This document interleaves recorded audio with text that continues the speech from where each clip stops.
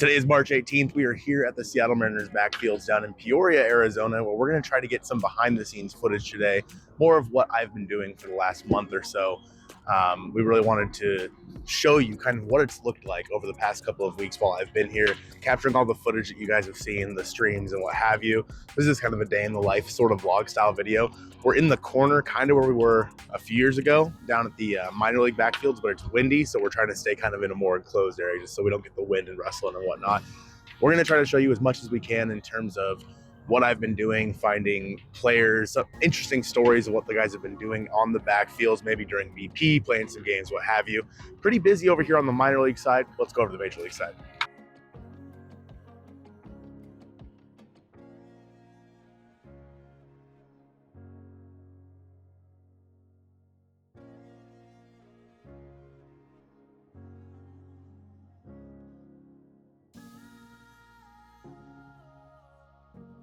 Looks like we're off to a slow start today at the backfields for the major league team. There's still nobody on the field. Minor league side, minor league camp was popping, but they do have all the stuff set up to do some ground balls and whatnot like they normally do on field one. So we're just kind of waiting for that. It's 9:30 right now, so hopefully they get going soon. The ageless one, Perry Hill, getting ready to set up his Gold Glove award-winning infield practice here. He's always out here earlier than all the guys, getting everything set up all by himself.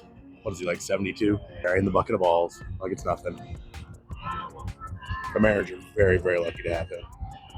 Our first major league sighting of the day. Luis Castillo out getting his work done here early in the morning, probably going to throw a flat ground. A lot of what I've been doing out here has been trying to find storylines to kind of pay attention to that could make a video, stuff that people just don't see, you know what I mean? Because we're out here at the backfields, we have a lot of people don't get the opportunity, you know, to come out here to the backfield. So a couple years ago, I did one with Jared Kelnick and how Dylan Moore had thrown his stuff up on the roof. That was a pretty funny one, but I didn't really get a whole lot of it.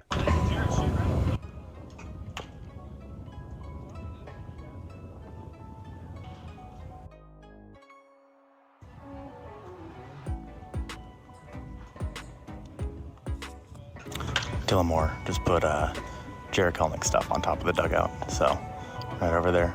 We'll have to wait and see how that plays out. Jared might kick his ass.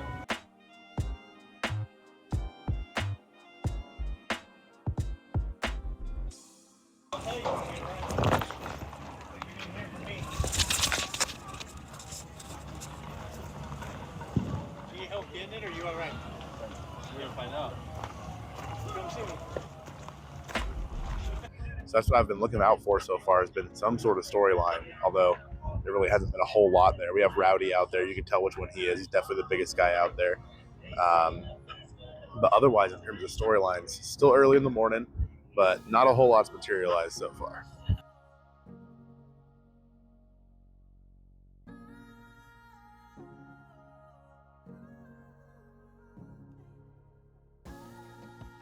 Looks like BP has finally started on field one, so we'll probably break out the live stream here in just a minute and boot that up if we can find a good spot on the fence.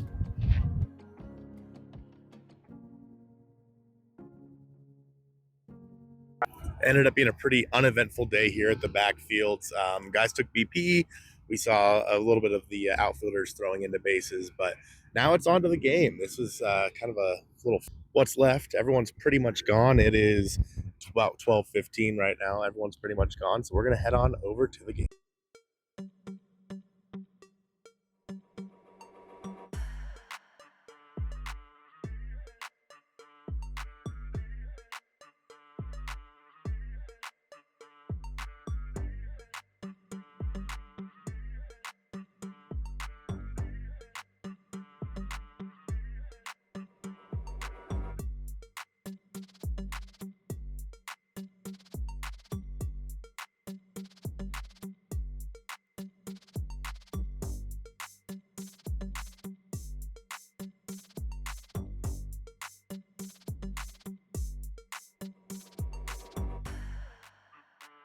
After the game, it was time to go get some dinner, so naturally I went to Leo's, and as Jake would say, ate them out of house and home.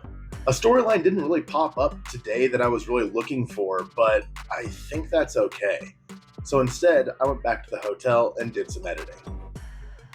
Finding that one storyline honestly was a big problem for me while I was down here because there were so many things to talk about, right? There was, the potential injury to Mitch Haniger, Rowdy Tellez possibly making the roster, Ryan Bliss looking really good, Dylan Moore's new haircut. Come on, Dylan. What are we doing? There's so many different storylines that I wanted to add into this video, so I'm just going to kind of go by them one by one here. One of them was that Julio Rodriguez and Randy Arozarena were working on some sort of new home run celebration. It's maybe what it was when they crossed home plate. Well, they were doing BP. Here's a video of it here. Nice shot, Julio. There it is. There it is. I want to see that game time.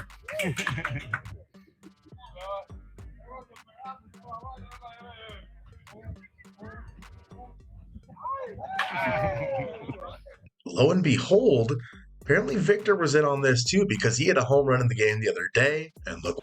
The pitch to him. Swung on, golfed high in the air, left field. It's got loft. Collins back. He's at the track. He's looking up. Bye-bye. Onto the berm. Victor Robles, a 3-run smash. A majestic.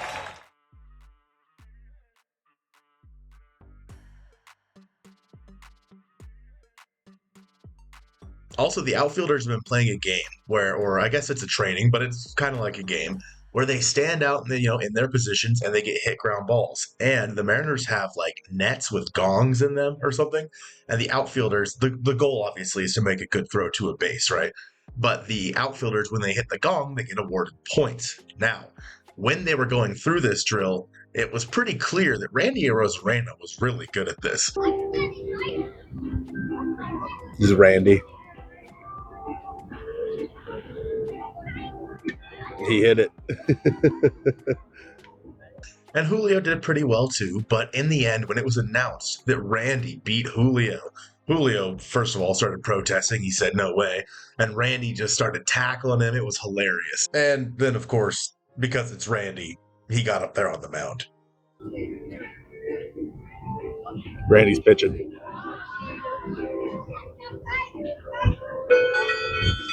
And then, lo and behold, once again, guess what happened a few days later in the game? The 1-2 pitch, swinging a fly ball into shallow left center field. Arozarena can't get to it. It's going to drop it a base hit. Caprarani third being waved in. The throw to the plate is in time. The tag by Cal in time to get Capra. What a throw by Randy Arozarena. In time to get Vinny Capra trying to score from second on a base hit by Bowers. 2 outs for Milwaukee. It's small storylines like that I really wish that I could have a way to bring to life more so than I did in my trip down here. Something I definitely regret just not being able to accomplish while I was down here is just not being able to show the full storyline that I wanted to show you guys from some of this stuff. But hopefully a little bit of it could be seen here. But in the end, I think that it doesn't have to be just one big or like one storyline. I think it's the overarching theme that the guys on this team are just good dudes. Like the amount of time, so I've been down here for the month, right? The amount of time that I have spent watching these guys interact with fans, interact with each other, joke around, and just have a downright good time.